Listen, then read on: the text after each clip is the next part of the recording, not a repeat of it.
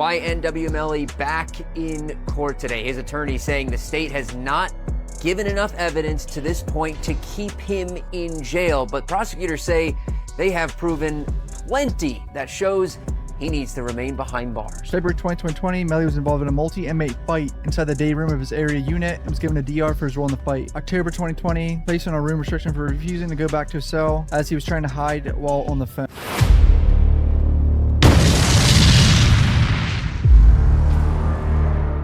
Before we begin, take a moment. Imagine being locked in a room, not for days, not for months, but for years. No real contact with your family. No voice. No escape. Now imagine you haven't even been proven guilty. This isn't just a story about crime. This is a story about truth, fear, choices, and consequences. And today, we're diving deep into one of the most complicated and emotional cases in recent history. At the center of it all is a young rapper, someone who once had fame, fans, and a future that looked unstoppable. But now, he's sitting in a jail cell waiting for a decision that could define the rest of his life. His name is YNW Melly, and what's happening around him right now might change everything. Let's start with something many people overlook. What is life like for him right now? According to his legal team, it's not just jail.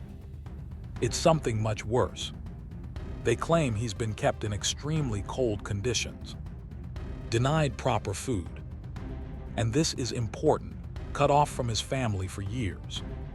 No real conversations, no letters reaching him, no normal human connection. His mother spoke out, and her words weren't angry, they were broken. She described feeling helpless. Imagine that, being a parent, knowing your child is suffering, and you can't do anything about it. She even said something that hits hard. Other inmates, people already convicted, still get basic rights.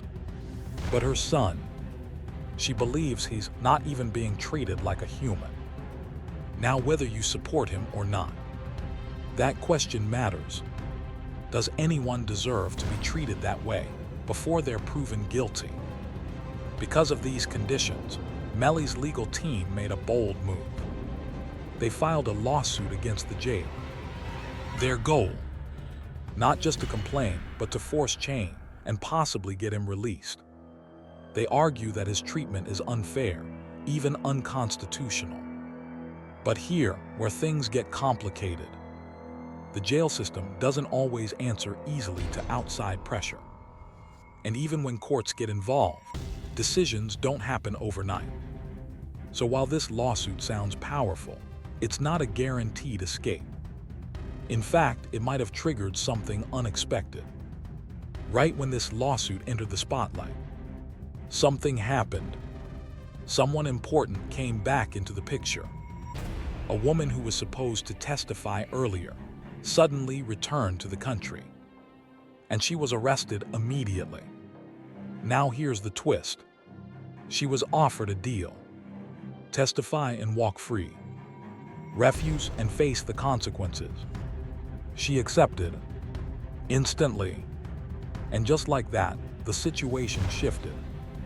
Because what she might say could change everything. Investigators didn't just rely on her words.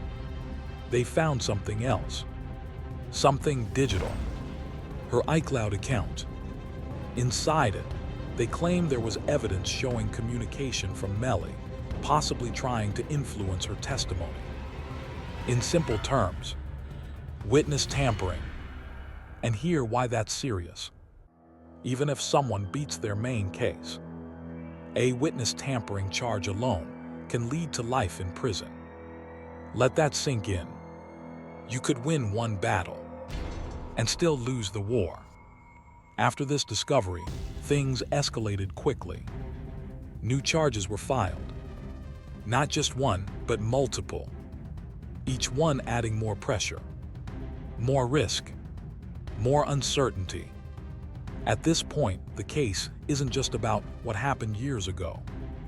It's about what's happening now. And that makes it even more dangerous. Now here's something important. Not everyone feels sympathy. Some people believe if you took a life, you don't get to complain about your conditions. Others say, no matter what, human rights should still matter. This case has split people into two sides. One side sees a victim of the system. The other sees someone facing consequences.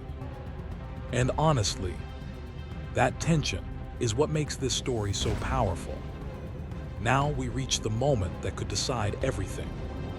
His co-defendant, someone who was there during the incident, made a choice. He accepted a plea deal. At first, that might not sound shocking. But here the key detail. This type of deal requires him to tell a full, truthful story.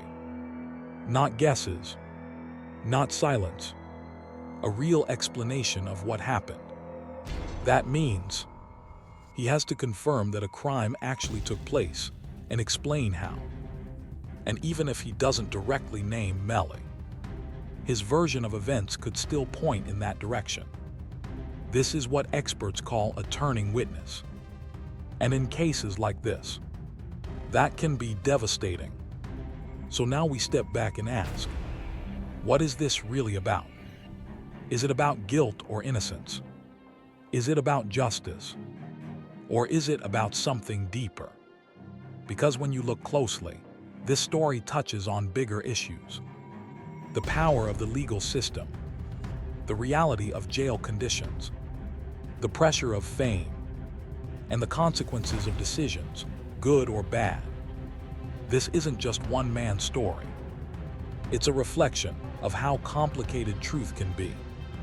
Right now, everything hangs in the balance. A lawsuit that could help or hurt. Witnesses stepping forward. Evidence being uncovered piece by piece. And one decision could decide a lifetime, freedom, or prison forever. No matter where you stand on this case, one thing is clear. This is not simple. It's not black and white. It's a story filled with pain, choices, and consequences. And in the end, the truth will come out. But the real question is, what will that truth cost? Now I want to hear from you. Do you think he deserves release based on his conditions? Or do you believe the evidence is too strong? Drop your thoughts below. And if you want more deep, real stories like this, stories that make you think, not just watch, stay with us. Because the next chapter might be even bigger.